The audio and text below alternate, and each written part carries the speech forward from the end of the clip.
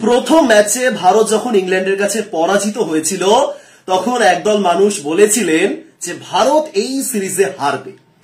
ঘরের মাঠে ভারতের টেস্ট সিরিজ জেতার যে রেকর্ড সেটা অবশেষে ভাঙতে চলেছে। এই ম্যাচে ভারত যখন প্রথম ইনিংসে 7টা উইকেট হারিয়েছিল, মানে ভারতের প্রথম ইনিংসে, সেই সময় আবার অনেকে বলেছিলেন ভারত এই ম্যাচে আরামসে হারবে। সিরিজ 2-1 চলছে, 2-2 হবে এবং লাস্ট ম্যাচে ইংল্যান্ড জিতে যাবে, নিয়ে আবারও ইংল্যান্ড সিরিজ জিতে নেবে। যারা মনে করেছিলেন ভারত এই ম্যাচে হারবে বা এই সিরিজে হারবে তাদের জন্য একরাশ সমবেদনা জানানো ছাড়া আর কিছুই নেই, কারণ ভারত একটা হেরে যাওয়া ম্যাচ জিতেও ফিরল এবং সিরিজে পিছিয়ে থেকে সিরিজটাও জিতে ফিরল। 0-1 পিছিয়ে থেকে ভারত 3-1 সিরিজ জিতে ফিরল। এখন একটা ম্যাচ পড়ে রয়েছে। সুতরাং এই যে কামব্যাকের গল্প রয়েছে না, কামব্যাকের গল্পগুলো ভারতীয় ক্রিকেট দলের সাথে বহুদিন ধরেই লেখা থাকে এবং আরো একবার সেরকম দুর্দান্ত একটা কামব্যাক করলো ভারত। এই সিরিজের গুরুত্ব কত উঁচুতে থাকবে আমি জানি না অন্যান্য সিরিজের মতন, কিন্তু ভাবুন একবার, এই গোটা সিরিজে বিরাট কোহলি ছিলেন না, মোহাম্মদ শামি ছিলেন না, ঋষভ পান্ত তিনি বহুদিন ধরে নেই, লোকেশ রাহুল মাঝপথে চোট পেয়ে গেলেন, জাদেজা একটা ম্যাচের জন্য চোট পেয়েছিলেন, অশ্বিন একটা ম্যাচে হঠাৎ করে চলে গেলেন, মানে অবশ্যই কারণ ছিল, যাই হোক অশ্বিন ম্যাচের মাঝখানে চলে গেলেন। তিনজন ডেবিউ করলো এই সিরিজে, 3জন ডেবিউ করলো, জয়সওয়াল এবং গিলের মতো তরুণ প্লেয়ার, এবং তাদের নিয়ে ইংল্যান্ডকে সিরিজ হারালো ভারতীয় দল। ভারত 3 ইংল্যান্ড 1। সুতরাং সমালোচনা হোক, যারা মনে করছেন ভারতের দ্বারা হবে না তারাও মনে করুন, কিন্তু দিনের শেষে টেস্টে ভারত কিন্তু লড়াই করতে চায়। অন্তত আমরা এমনটা দেখে এসেছি বিগত কয়েক বছরে। মাঝে 2-1টা খুব খারাপ ম্যাচ ভারতের যায়, কিন্তু অল ওভার ভারতের টেস্টের পারফরমেন্স খুবই ভালো। তো আজকেও অ্যাকচুয়ালি 5টা উইকেট পড়ার পর মনে হচ্ছিল যে আবারও গেল, কিন্তু না, ভারত খুব সহজেই ম্যাচটা পার করল।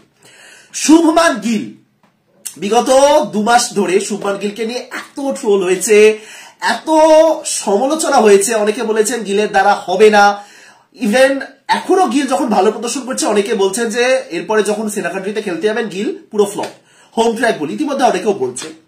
যাই হোক, সেনা কান্ট্রিতে এখনো যেতে দেরি আছে, এর মাঝে আরো অনেক সময় পাবেন। আশা করবো গিল আরো তার ফর্ম ফেরত আনবেন, যেমনটা তিনি আন্ডার 19 লেভেলে খেলতেন, বা আরো টেকনিক ভালো হবে তার। যাই হোক, আমার একটা জিনিস মনে পড়ছে, আজ থেকে কতদিন জানি না, ওই যখন এশিয়া কাপ হয়েছিল, এশিয়া কাপে সেই ভারত এবং বাংলাদেশের মধ্যে একটা ম্যাচ হয়েছিল, মনে আছে আপনাদের, যেখানে ভারত বাংলাদেশের কাছে জাস্ট একটুর জন্য পরাজিত হয়েছিল এবং শুভমান গিল একটা দারুণ সেঞ্চুরি করেছিলেন। মনে আছে ম্যাচটা আপনাদের? একটু যান স্মৃতিতে ফিরে যান। তো সেই ম্যাচের পর আমি ভিডিওতে একটা কথা বলেছিলাম যে শুভমান গিল যেদিন এইরকম সিচুয়েশনে ম্যাচ জিতিয়ে ফিরবেন সেদিনকেই বরং বলা যাবে যে তিনি কোহলির হাত থেকে শ্রেষ্ঠত্বের ব্যাটনটা নিজের কাছে নিয়ে এনেছেন। এটা আমি বলেছিলাম সেই সময়তে, অনেকদিন হয়ে গেছে। এবার তার মাঝে গিলের অফ ফর্ম বলুন বা টেস্টে গিলের খারাপ ফর্ম, অনেকেই গিলকে সেই বিরাট কোহলির, মানে তার পরে কোহলি থেকে শুভমান গিল সেই শ্রেষ্ঠত্বের ব্যাটনটা নেবেন এমনটা অনেকে আর মনে করছেন। অনেকেই বলছেন যে গিলের থেকে জয়সওয়াল প্রিন্স হবার বেশি দাবিদার। ঠিক আছে, যাই হোক, আমি সেই ব্যাপারটা বাদ দিলাম, জয়সওয়াল প্রিন্স হবেন না গিল প্রিন্স হবেন সেটা পরে জানা যাবে। বাট সেই যে আমি কথাটা বলেছিলাম যে শুভমান গিল এইরকম সিচুয়েশনে যেদিন ম্যাচ জিতিয়ে ফিরবে, শুভমান গিল আজকে সেই জিনিসটা করে দেখালেন। এইরকম সিচুয়েশনে শুভমান গিল আজকে ম্যাচটা জিতিয়ে ফিরলেন, দারুণ ইনিংস খেলেছে। মেবি তার বেস্ট ইনিংস গাব্বার মাঠে সেই দুর্দান্ত 91 রান, বাট আজকে যে ইনিংসটা শুভমান গিল খেলেছেন কোনো অংশে কিন্তু কম না, দারুণ খেলেছেন, দারুণ। 3 নম্বরে ব্যাটিং করতে এসেছিলেন, অ্যাকচুয়ালি যখন ব্যাটিং করতে এলেন তখন খুব চাপ ছিল না, কিন্তু পরপর 4টে উইকেট যখন পড়ে গেল, রোহিত আউট হলেন, পাতিদার আউট হলেন, সরফরাজ আউট হলেন, জাদেজা আউট হলেন, তার সাথে 2টো ম্যাচ খেলা ধ্রুব জুরেল, এবং তারপরে বোলিং চলে আসবে, মানে টেল এন্ডার চলে আসবে যারা বোলার। সুতরাং কাজটা মোটেও সহজ ছিল না এবং শুভমান গিল সেই জায়গাতে যেভাবে ব্যাটিং করলেন আসলেই ওয়েল প্লেড। শুভমান গিল আসলেই প্রমাণ করলেন যে না, তিনি পারেন। এবং একই সঙ্গে 3 নাম্বার পজিশন নিয়ে যে একটা সমস্যা তৈরি হচ্ছিল, গিল কিন্তু এই সিরিজে প্রমাণ করলেন বা বিগত 2-3টে ম্যাচে প্রমাণ করলেন যে না, 3 নাম্বারে তিনি কিন্তু একটা ভালো অপশন হতে পারে। একটা পয়েন্ট নিয়ে আলোচনা করার রয়েছে, আমি সে সম্পর্কে আসবো। তার আগে আজকের ম্যাচে আর 2-3টে বলে দিই, 2-3টে কথা। ধ্রুব জুরেল অসাধারণ, প্রথম ম্যাচে 90, দ্বিতীয় ম্যাচে ম্যাচ জেতানো কত করলেন, শেষ পর্যন্ত ধ্রুব জুরেল কতদিন নট আউট ছিলেন, 1 মিনিট। ধ্রুব জুরেল শেষ পর্যন্ত আজকে নট আউট থাকলেন মেবি 38 না কত রানে। শুভমান গিল করেছেন 52, ধ্রুব জুরেল 39। ধ্রুব জুরেল আজকে শেষ পর্যন্ত 77 বলে 39 রানে অপরাজিত থাকলেন। প্রথম ম্যাচে প্রায় মানে প্রথম ইনিংসে, আগের ম্যাচে প্রথম ইনিংসে হাফ সেঞ্চুরি কাছাকাছি পৌঁছে আউট হয়েছিলেন। তারপরের ম্যাচে একটা দুর্দান্ত 90 এবং আজকে 39, অপরাজিত 39। ধ্রুব জুড়েল প্রমাণ করে দিচ্ছেন যে তিনি আসলেই একটা দারুণ উইকেট কিপার ব্যাটার। এবং ঋষভ পান্ত, যার কোনো কম্পিটিটারই ভারতীয় দলে ছিল না, ঋষভ পান্ত যে লেভেলের কিপার ব্যাটার ছিলেন তার ধারে কাছে কেউ যেতে পারছিলেন না। ঈশান কিষান ঠিকঠাক খেলছিলেন, বাট হঠাৎ করে বাদ পড়লেন এবং এই মুহূর্তে তার ভারতীয় দলে ফিরে আসার সম্ভাবনাই আমি দেখতে পাচ্ছি না। যাই হোক, মানে টেস্টের কথা বলছি। যাই হোক, তো সেই জায়গাতে ধ্রুব জুড়েল যে কম্পিটিশনটা দিলেন, ঋষভ পান্তের একজন কম্পিটিটর পাওয়া গেল এমনটা কিন্তু বলা যায়। এবং পান্ত যেহেতু কিপিং করবেন না এমনটা আমরা যতটুকু শুনছি, সেই জায়গাতে ধ্রুব জুড়েল কিন্তু কিপার হিসেবে খেলতে পারে টেস্ট, ঠিক আছে। সুতরাং অল ওভার ভারত খুব ভালো মতন এই ম্যাচটা জিতলো। তাও ভারতের পক্ষে কিন্তু ম্যাচটা জেতা সহজ ছিল না, ভারত অনেক পিছিয়ে ছিল। প্রথম ইনিংসে যখন 7টা উইকেট পড়েছিল, ভাবুন জাস্ট কুলদীপ এবং জুরেলের পার্টনারশিপটা হওয়ার আগে পর্যন্ত ভারত কোথায় ছিল, ওই সময়টা ভাবুন। আসলেই আমি ওই জায়গাতে আশা ছেড়ে দিয়েছিলাম, কারণ এই পিচটা তো দেখলে যেখানে বল মারাত্মক টান খাচ্ছে। আজকেই জাদেজার একটা বল 4 হলো, জাদেজাও বুঝতে পারলেন না, বোলার কিপার কেউই বুঝতে পারলেন না, বলটা 4 হলো লেগ স্টাম্পের দিকে হালকা ঘুরে গিয়ে। সুতরাং পিচ একেবারেই ভালো ছিল না। চতুর্থ ইনিংসে ভারত ব্যাটিং করছিল, সেই জায়গা থেকে ম্যাচ জেতা আসলেই প্রশংসা। সুতরাং ভারত, এবার আসা যাক এই গোটা সিরিজ থেকে ভারতের ব্যাটারদের এবং বোলারদের সম্পর্কে কয়েকটা, মানে আমি কি কি উপলব্ধি করলাম সেই সম্পর্কে বলি, হ্যাঁ, এবং আপনাদের এই বিষয়ে যদি কোনো মতামত থাকে অবশ্যই জানাবেন, ঠিক আছে। তো এই টেস্ট হওয়ার পর সবার আগে যে প্রশ্নটা রয়েছে সমর্থকদের মধ্যে, মানে যাকে নিয়ে প্রশ্নটা রয়েছে, তিনি হলেন রজত পাতিদার। শিকার ভারতকে নিয়েও প্রশ্ন ছিল, বাট আপাতত ভারতকে সবাই একটু মানে ছেড়ে দিয়েছে। অনেকে ভেবে নিয়েছেন ভারত হয়ে গেছে। ইভেন ধ্রুব জুরেল যেভাবে খেললেন, ভারত আদৌ আর কোনোদিন কিপার ব্যাটার হিসেবে সুযোগ পাবেন কিনা আমি জানি না, কারণ ভারতেরও বয়স হয়ে গেছে। তার যদি 22-23 বছর হতো হয়তো তার জন্য এখনো সুযোগ থাকতো না। শিকার ভারত 30 বছর বয়স, সুতরাং এই মুহূর্তে ভারতীয় দলে ফেরত আসা খুব মুশকিল, ঠিক আছে। সুতরাং আপাতত রজত পাতিদারকে নিয়ে প্রশ্নটা উঠছে। রজত পাতিদার, প্রথমত কেউ কেউ মনে করছেন যে রজত পাতিদার টেস্টের প্লেয়ার, রজত পাতিদার আইপিএল এর প্লেয়ার। অনেকেই মনে করছে যে রজত পাতিদারের দ্বারা টেস্ট হবে না, আইপিএল এর পারফরমেন্সের উপর ভিত্তি করে রজত পাতিদারকে সুযোগ দেওয়া হয়েছে, বা আইপিএলটাতে ভালো খেলেছেন বা তার মধ্যে ভালো শট রয়েছে, একটু স্টাইলিশ ব্যাটার, সেই কারণে সুযোগ দেওয়া হয়েছে। অনেকে এমনটা মনে করে।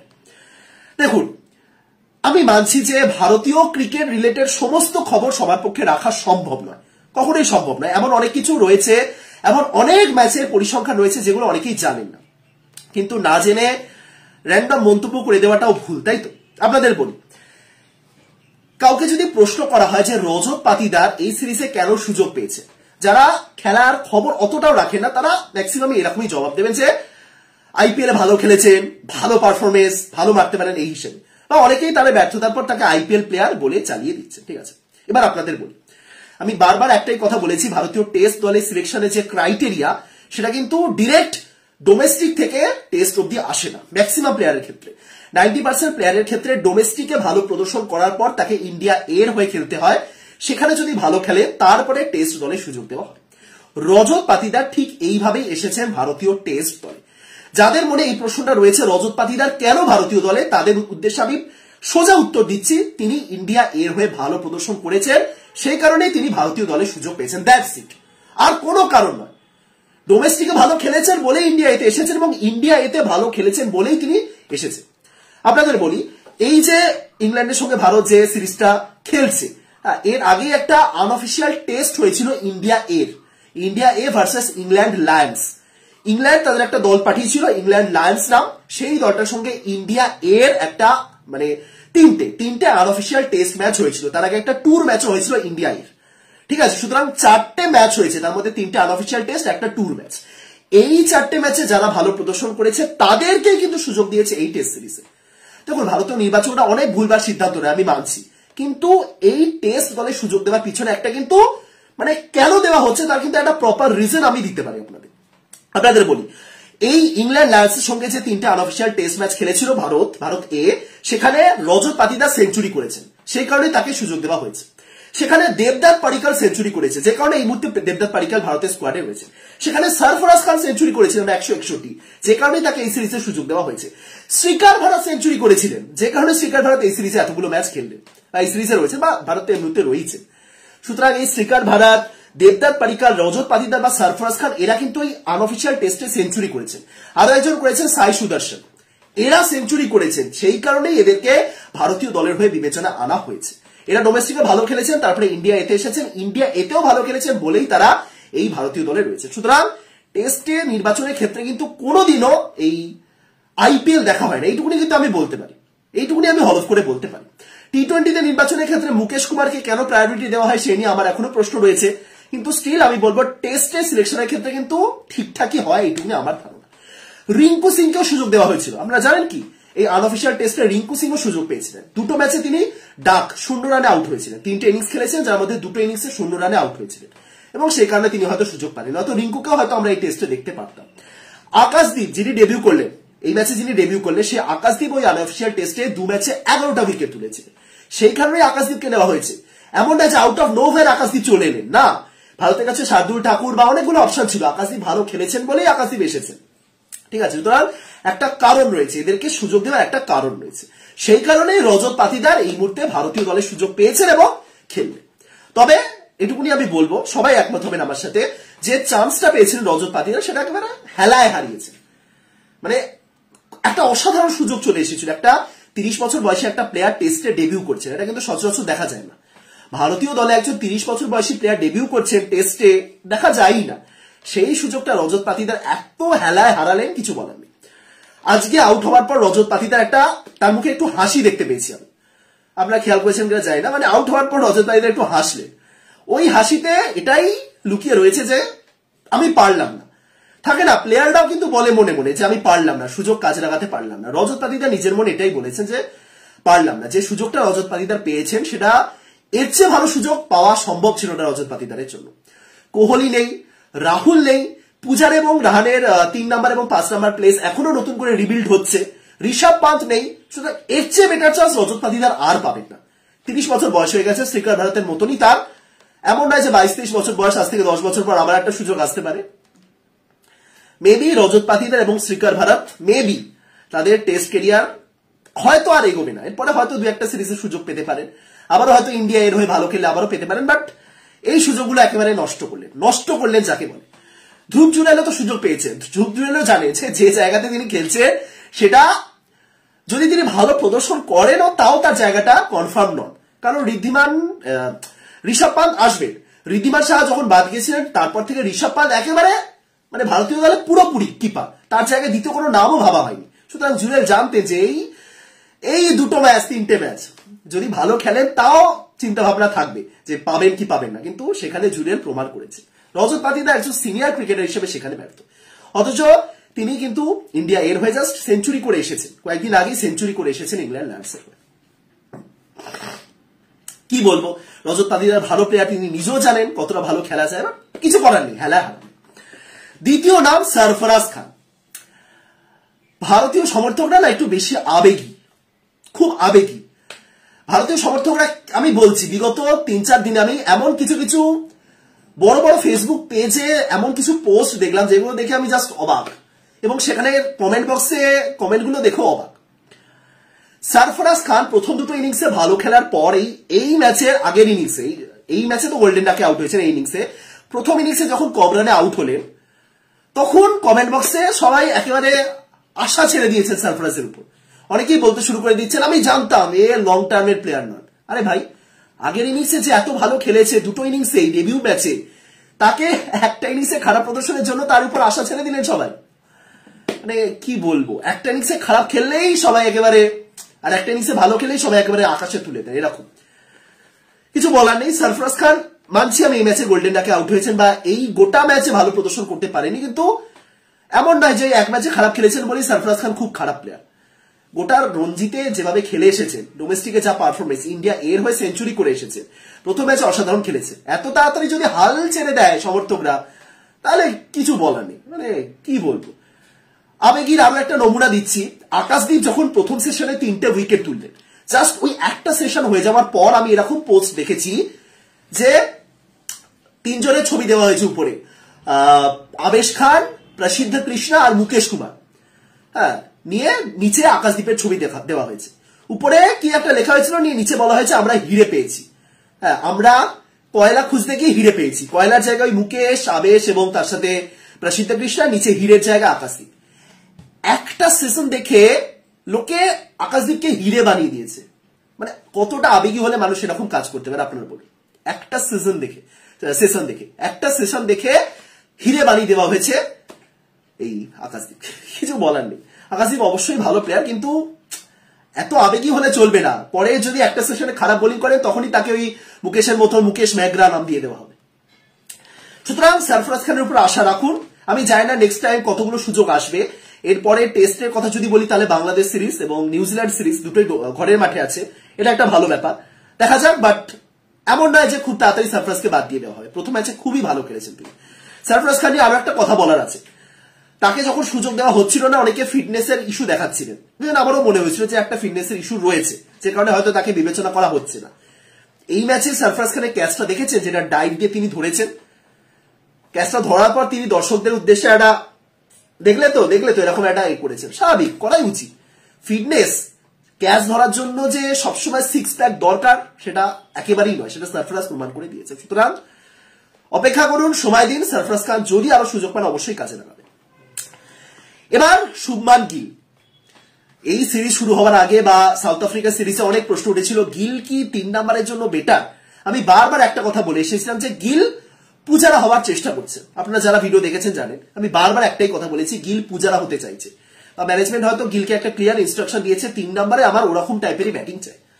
কিন্তু সেখান থেকে বেরিয়ে এসে গিল কিন্তু ভালো খেলছে। গিল যে সেঞ্চুরিটা করলেন নিজের মতন খেলেছেন, পূজারা হওয়ার চেষ্টা করে খেলেননি। বাট আজকে গিল যে ইনিংসটা খেললেন সেটা হলো ম্যাচিওর ইনিংস। অনেকে বলবে আজকে তো গিল পূজারার মতো খেলেছে। আজকে কি গিল ওই জায়গাতে 60 বলে 40 রানে ইনিংস কি খেলেছেন? না, আজকে পূজারা হওয়ার দরকার ছিল, কিন্তু পূজারার মতো ব্যাটিং করার দরকার ছিল না। আজকে কিন্তু সিচুয়েশন অনুযায়ী ম্যাচিওর ব্যাটিং করার দরকার ছিল। গিল সেটাই করেছে। এই যে ব্যাটিংটা করলেন, যে সিচুয়েশনে ব্যাটিংটা করলেন, আজকে কিন্তু সবাইকেই পূজারা হতে হতো। ব্যাপারটা আজকে সেরকমই ছিল, প্রত্যেকে এরকম ম্যাচিওর ব্যাটিং করতে হতো এবং গিল সেটাই করেছেন। কিন্তু গিল যদি জোর করে যে কোনো সিচুয়েশনে যে কোনো সময় পূজারা হওয়ার চেষ্টা করেন, সেটা কিন্তু গিলের জন্য ঠিকঠাক নয়। গিল নিজে ব্যাটিং করতে পারেন, নিজের মতো ব্যাটিং করতে পারেন এবং গিল সেটাই করবেন, এটুকুনি বলতে পারেন। সুতরাং 3 নম্বরে আপাতত গিল ঠিক আছেন, কিন্তু এরপরে যখন বর্ডার গাভাস্কার ট্রফির জন্য অস্ট্রেলিয়া যাবে ভারত, তখন গিল কেমন প্রদর্শন করেন সেটাই দেখা। তার আগে অন্য ফরম্যাটের সাথে গিলকে টেস্টে গুলিয়ে ফেলবেন, আমি বারবার বলছি। ওডিআইতে কিন্তু গিল আসলেই দুর্দান্ত এবং ওডিআইতে আগামী ভারত ওডিআই সেরকম আর নেইও, তাও যখন খেলবেন ভালো খেলবেন। বাট টেস্ট বাংলাদেশ এবং নিউজিল্যান্ডের সঙ্গে রয়েছে, সেখানে কেমন গিল খেলেন সেটাই ইম্পর্টেন্ট। তার ভিত্তিতে দেখুন ওই দুটো সিরিজে 3 নম্বরে গিল থাকছে, নিঃসন্দেহে থাকছে, কিন্তু দেখা যাক বর্ডার গাভাস্কার ট্রফিতে কেমন করতে পারেন। বাট আসলেই দারুণ খেলেছেন আজকের ইনিংসটা। গিলের লাইফের one of the best innings, এটুকুনি কিন্তু বলা যায়। 4 নম্বরে যার কথা বলবো, ধ্রুব জুরেল। দেখুন একটু আগে আমি বললাম ঋষভ পান্ত এবং ধ্রুব জুরেল একটা আসলেই ভালো কম্পিটিটর পেয়েছেন। ঋষভ পান্ত হয়তো খুশি হচ্ছে, হ্যাঁ একটু দুঃখ পেতে পারেন যে তার জায়গা একেবারে ডেঞ্জারে, কিন্তু না, ঋষভ পান্ত কিপার ব্যাটার হিসেবে না খেললেও ব্যাটার হিসেবে যে কোনো দিন ভারতীয় দলে ঢুকে যেতে পারেন। কিপিংটা ইম্পর্টেন্টই নয়, ঋষভ পান্ত জাস্ট ব্যাটার হিসেবে ভারতীয় দলে চলে আসতে পারেন এবং ঋষভ পান্ত ফিরবেন, খুব তাড়াতাড়ি ফিরবেন। তাহলে প্রশ্ন হচ্ছে কি ধ্রুব জুরেল খেলবেন না খেলবেন না। দেখুন জায়গা নিয়ে তো এখনো মানে টানাপোড়েন রয়েছে। ঋষভ পান্ত যদি ফিরেও আসেন বা ঋষভ পান্ত যদি কিপার হিসেবে নাও খেলেন, তাও যে ধ্রুব জুরেলই প্রধান কিপার হিসেবে খেলবেন এমনটাও কিন্তু নির্দিষ্ট করে বলা যাচ্ছে না। কারণ লোকেশ রাহুল এরপরে যখন ফিরবেন তিনিও কিন্তু একটা কিপার অপশন হিসেবে থাকবেন, এবং যদি জাদেজা পান্ত সবাই টিমে থাকেন সেক্ষেত্রে কিন্তু জুরেল রাহুল সবার জন্য জায়গা হবে না। ঠিক আছে, আমি বাংলাদেশ সিরিজে কি টিম হতে পারে সে নিয়ে বলছি। যাই হোক, তাহলে জুরেল কি খেলবেন না খেলবেন, এটাই হচ্ছে প্রশ্ন। দেখুন আপাতত বাংলাদেশ এবং নিউজিল্যান্ডের জন্য জুরেলকে কন্টিনিউ করা উচিত। স্কোয়াডে তো অবশ্যই থাকবেন এবং একটা দুটো ম্যাচে খেলানো যেতে পারে। হ্যাঁ মানে দেখুন মাঝেই 2-3 জন চোট পেয়ে যান, মাঝে অনেকে না সিরিজে অ্যাভেলেবল থাকেন না। সুতরাং সেই সমস্ত সিচুয়েশনে কিন্তু জুরেলকে কাজে লাগানো যেতে পারে। আর যদি জুরেলকে প্রধান কিপার হিসেবে ভাবা হয় তাহলে 5 নম্বরে ঋষভ পান্তই খেলুন, 7 নম্বরে জুরেল কিপার হিসেবেই খেলুন। এটা কিন্তু খুব ভালো অপশন হতে পারে। অন্তত জুরেল 23 বছর বয়সে যেভাবে ব্যাটিং করেছেন আসলেই ভালো। মানে কোহলি বা রোহিতরা যখন অবসর নেবে তখন জায়গা আরো খালি হবে এবং সেই জায়গাতে জুরেল কিন্তু খুব ভালো মতনই ফিট করেছেন। সুতরাং অ্যাট লাস্ট একটা কিপার পেয়েছি যিনি ঋষভ পান্তের অনুপস্থিতিতে এরকম ভালো প্রদর্শন করছে, এরকম ম্যাচ জেতাচ্ছেন, গোটা ম্যাচে অসাধারণ খেলেছে। আমি জানি না এখনো ম্যান অফ দ্য ম্যাচের পুরস্কার কাকে দেওয়া হয়েছে, মেবি এখনো দেওয়া হয়নি, বাট নিঃসন্দেহে ধ্রুব জুরেলি ডিজার্ভ করেন। আর কে হবেন এই জায়গাতে, অসাধারণ খেলেছে। সুতরাং ধ্রুব জুরেল ঠিক আছে। এবার আকাশদীপকে নিয়েও কিন্তু একটা প্রশ্ন থেকে যাচ্ছে। আকাশদীপ কি তাহলে ভারতের চতুর্থ পেসার হতে পারেন টেস্টে? ঘরোয়া মানে ঘরের মাঠে ছেড়ে দিন, ঘরের মাঠে ভারত ম্যাক্সিমাম 2 থেকে 3 জন পেসার নিয়ে খেলে, এবং সেখানে আমাদের বুমরা রয়েছেন, সিরাজ রয়েছেন, শামি রয়েছেন, আপাতত নেই, বাট শামি ফিরবেন। সুতরাং ঠিক আছে, আমি ধরলাম যে ঘরের মাঠে চাপ নেই, কিন্তু বিদেশে বিশেষ করে বর্ডার গাভাস্কার ট্রফি অস্ট্রেলিয়া, আমি ঘুরে ফিরে সবই অস্ট্রেলিয়াতে গিয়ে থামছি, কারণ ওটাই আমাদের একটা চেক পয়েন্ট বলা যেতে পারে, ওখানে আমাদের পৌঁছাতে হবে ঠিকঠাক। তাহলে ভারতের চতুর্থ পেসার কি আকাশদীপ হতে পারে? দেখুন, ভারতের 3টে পেসার আছে, বুমরা, শামি, সিরাজ। অস্ট্রেলিয়ার মাঠে এই 3 জন পেসার অবশ্যই থাকবে যদি না কোনো চোটাঘাট থাকে। চতুর্থ পেসার কে কে হতে পারে? অন্তত 5 জন পেসার নিয়ে যেতে হবে। চতুর্থ পঞ্চম পেসার কারা কারা হতে পারে? এক্ষেত্রে আমাদের কাছে এই মুহূর্তে অপশন কি রয়েছে? মুকেশ রয়েছে, আমাদের কাছে অপশন রয়েছে একটা আকাশদীপ রয়েছে, মাঝে প্রসিদ্ধ কৃষ্ণ, আবেশ খান, এদেরকেও দেওয়া হচ্ছিল, এরা অপশন রয়েছে। তবে আমার মতে আরো একজন পেসার রয়েছেন যাকে কিন্তু অন্তত অস্ট্রেলিয়ার মাঠে ইগনোর করা উচিত না, শার্দুল ঠাকুর। অনেকে বলবেন যে শার্দুল, আবার শার্দুল, এই যে বিশ্বকাপের সময় এতবার চেঁচামেচি করছিলে যে শার্দুল কেন খেলছেন, আমি হাজারবার বলেছিলাম বিশ্বকাপে যে শার্দুল, শামি খেলুন, শার্দুল এই টিমে শামি অনেক বেটার, কিন্তু টেস্টে অস্ট্রেলিয়ার মাঠে যে কোনো দিন শার্দুলকে কিন্তু রাখা উচিত, অন্তত স্কোয়াডে রাখা উচিত। যদি 4 জন পেসার নিয়ে খেলে, আমার মতে শামি, সিরাজ, বুমরার পর চতুর্থ পেসার হিসেবে বেস্ট অপশন শার্দুল ঠাকুর। প্রথমত তার ব্যাটিং খুব ভালো, অসাধারণ ব্যাটিং করেন তিনি, মানে ওই রকম সিচুয়েশনে আর কি, অসাধারণ ব্যাটিং মানে সেঞ্চুরি করেন ওরকম বলছি না, তার ব্যাটিংটা আসলেই ভালো। একাধিক ভালো ইনিংস রয়েছে ইংল্যান্ডের মাঠে, অস্ট্রেলিয়ার মাঠে, এবং ওই গাব্বাতে ওয়াশিংটন সুন্দর এবং তার সাথে শার্দুল ঠাকুর একটা ভালো পার্টনারশিপ বিল্ড করেছিলেন, মানে প্রথম ইনিংসে আর কি, দ্বিতীয় ইনিংসে যেটা ভারত খেলেছিল। সুতরাং শার্দুল ঠাকুরকে দরকার, বাট আকাশদীপ একটা খুব ভালো অপশন। আকাশদীপের বয়স 27 বছর, তার কাছে এখনো সময় রয়েছে, সুতরাং দেখা যায়। মুকেশ কুমারের থেকে আকাশদীপ বেটার বোলিং করেছেন এটুকুনি বলা যায়, বাট মুকেশকেও একেবারেই বাতিলের খাতায় ফেলা উচিত নয়। টেস্টে মুকেশ কিন্তু ভালো বোলার, বহুদিন ধরে ইন্ডিয়া এর হয়ে খেলছেন, এবার দেখা যাক। এছাড়া বাহাতি পেসার আরজান নাগবাসওয়ালা তিনিও রয়েছেন, অপশন অনেক রয়েছে, দেখা যাক তাদেরকে ট্রাই করায়। তবে শার্দুলকে টেস্টে ফেরানো উচিত, এমনটা আমি অন্তত মনে করি। ঠিক আছে, আরেকটা যার কথা বলবো তিনি হলেন কুলদীপ যাদব। কুলদীপের ব্যাটিং নিয়ে খুব প্রশংসা হচ্ছে, স্বাভাবিক। কুলদীপ যে ব্যাটিংটা করেছে, একটা সময় তিনি সবচেয়ে বেশি বল খেলেছিলেন ভারতের ওই প্রথম ইনিংসে, অসাধারণ খেলেছে।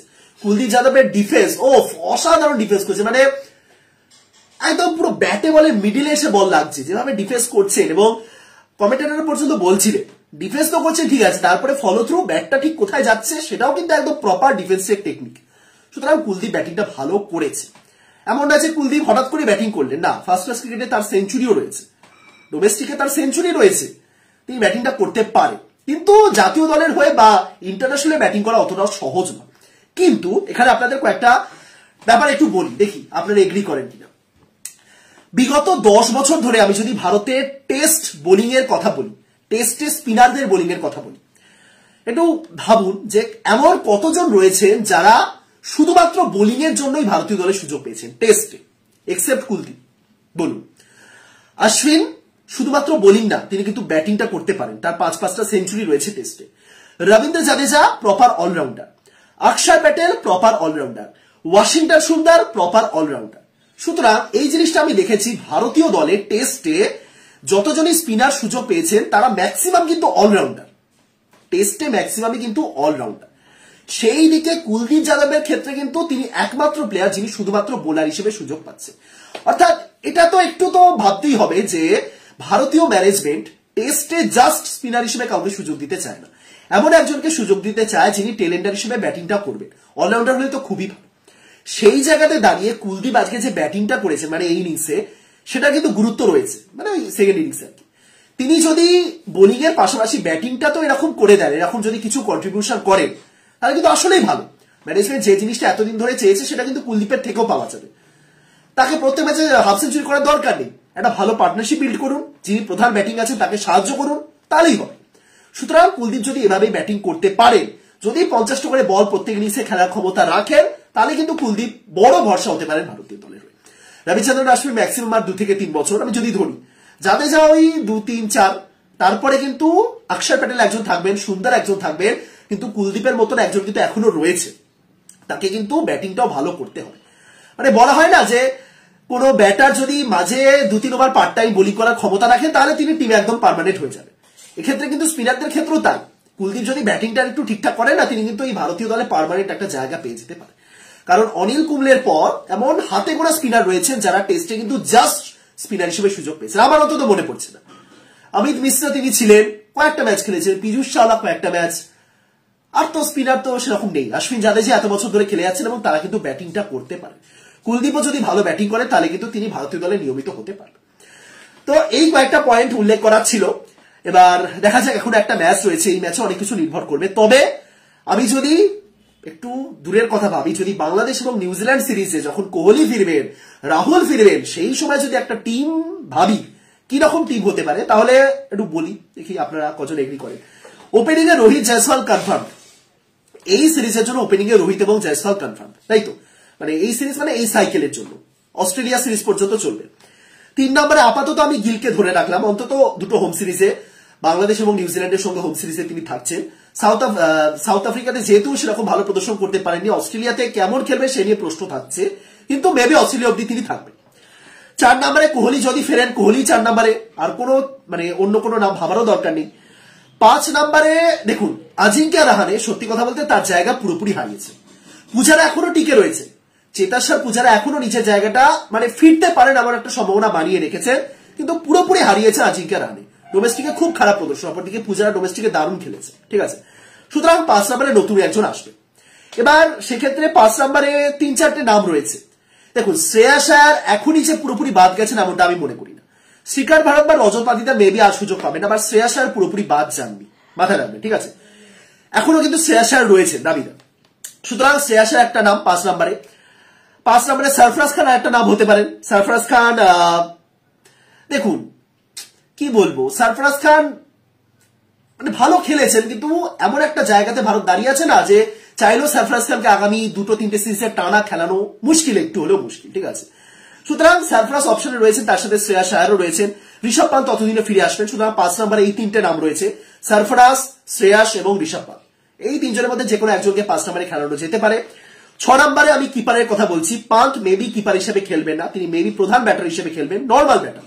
সুতরাং একজন কিপার চাই। সেক্ষেত্রে আমাদের কাছে দুটো অপশন, লোকেশ রাহুল এবং ধ্রুব জুরেল, ঠিক আছে। 6 নম্বরে লোকেশ রাহুল এবং ধ্রুব জুরেলের মধ্যে যে কোনো একজন।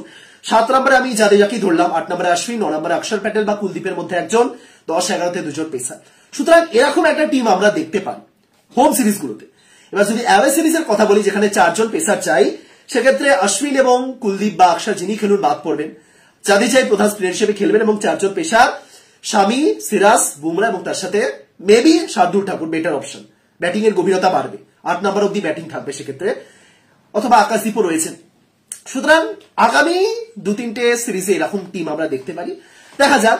তবে যারাই খেলুন তাদেরকে পারফর্ম করতে হবে। রজত পাতিদার যে সুযোগগুলো পেয়েছেন, করুণ নায়ার বলুন বা এরকম অনেক প্লেয়ার ছিলেন টেস্টে যারা 2-1টা সিরিজ খেলার পর বাদ পড়েছিলেন, 2-1টা ম্যাচ খেলার পর।